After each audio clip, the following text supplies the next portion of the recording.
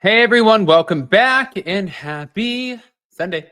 All right, guys. Well, tonight we get Love Island, which is super exciting, but also we have the Real Housewives of Atlanta. We have a lot going on. I cannot wait for it. But then also we have hot messy topics tomorrow. So we really, it's like it's not stopping because Jason and I end up leaving on Friday for the Dominican Republic, and we have a lot to do in between. Okay, yeah, here we go.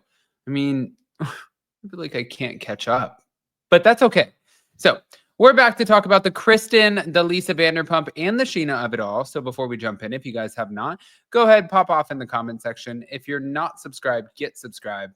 Don't forget to hit that notification bell, and let's go.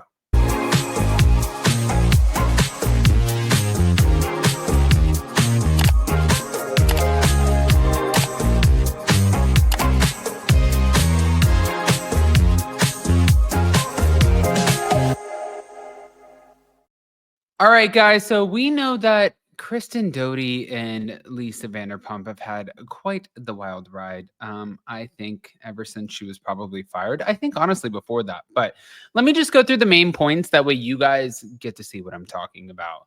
Kristen ended up talking about the growing tension between Scheana and Lisa, suggesting that Sheena's upcoming book contains revealing information about LVP. And she said, when Sheena's book comes out, she told me that there's a lot of tea about Lisa in there that the world would like to know about. So I think that, she's now on the bottom and she's like, the shit on the bottom of Lisa's shoe right now. I'm curious what that means. So this comment reflects the relationship between Scheana and Lisa, with Kristen implying that LVP's opinion of Scheana has, well, definitely changed, if not diminished. But Lisa also, by the way, this was another topic.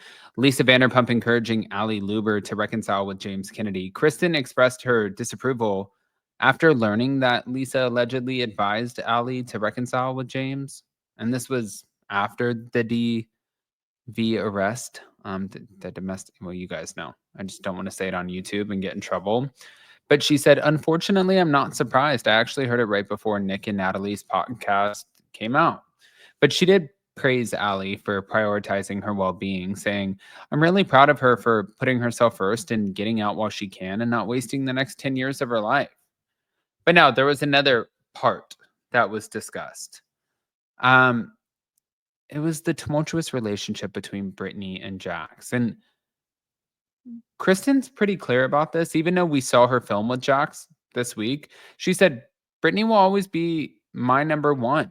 She also commended Brittany's parenting, and she said that she has a lot of admiration for her strength. And, Brittany has been through a lot. And I agree with Kristen. I do believe it's not just agreeing with her. I do believe where she's coming from. And I think that it's not just oh, well, I know as a woman, I need to support other women in order to keep my spot on the show.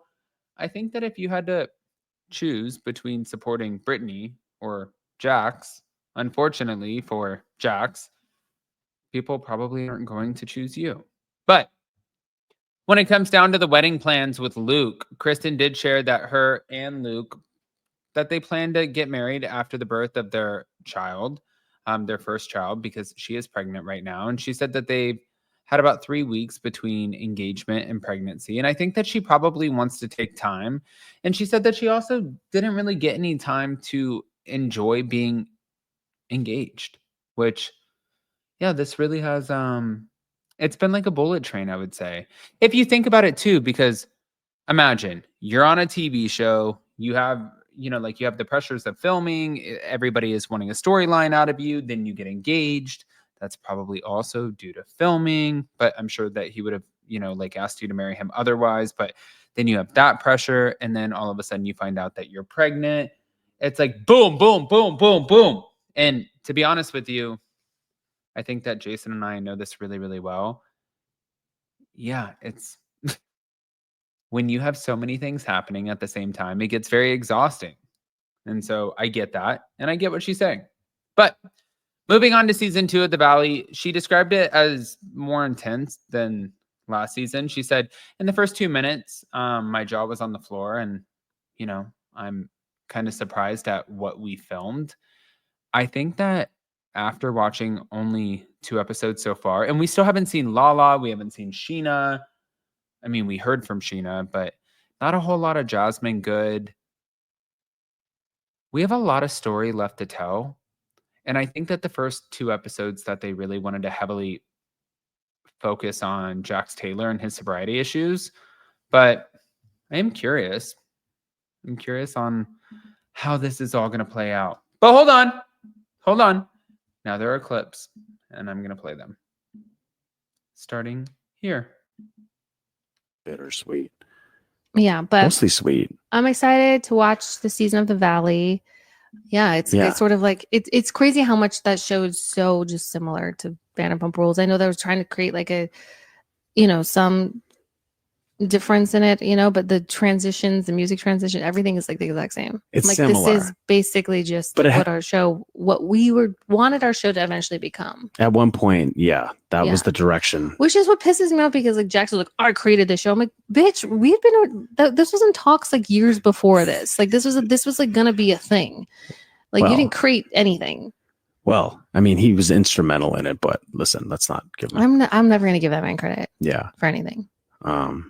Yeah, he's not a big fan of. He's your neighbor though. How's that going? Your business partner.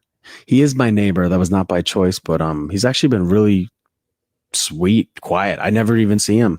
I mean, we hang out once in a while, but the ending of the show was bittersweet.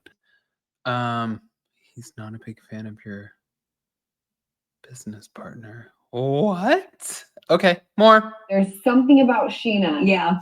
When Scheana, she gets all the tea, and then she comes back and spills it for all of us. She's a good storyteller, that Scheana. Oh, she has all the secrets. She finds a way to insert herself to stay relevant, in my opinion. I mean, and this is in the same vein. She likes to keep her finger on the pulse of everything going on, and must be exhausting. And she, by nature, she's a gossip queen.